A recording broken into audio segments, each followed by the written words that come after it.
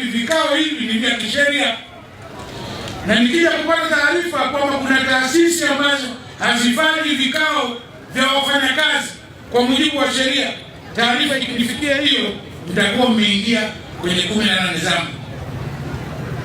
Pili,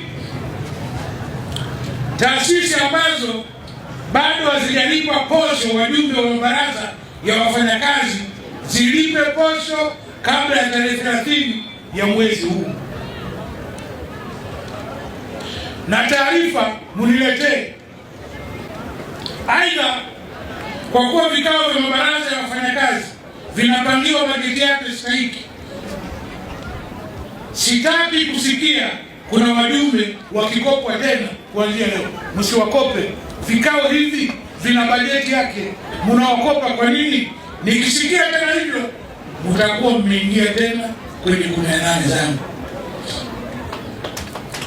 Tatu, halmashauri ambazo hazijalipa fedha za kujikimu kwa watumishi wapya ziwalipe ili ziwasaidie watumishi hao wapya. Miaka fulani nakumbuka nilikuajiriwa Jeshi la Wananchi wa Tanzania, sisi kompyuta imeenda chini.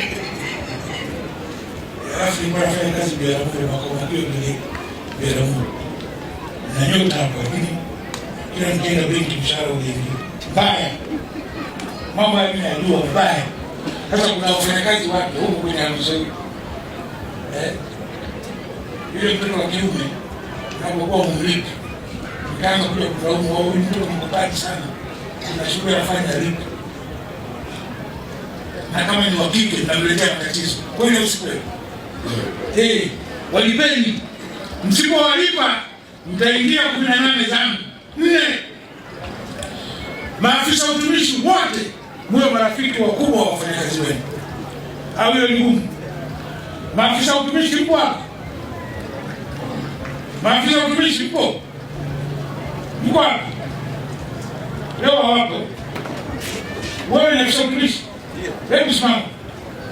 Huyu bahati nzuri namfahamu, ni mtu mwema sana, lakini leo kwa kumwona tunamna hii, sura yake ilivyokaa, huyu anaweza kawa rafiki ya mtu huyu. Lakini kwa huyu naombewa sana, namfahamu. Sasa nakuomba unifikishie ujumbe kwa wenzako. Nataka nyinyi muwe marafiki wa wafanyakazi.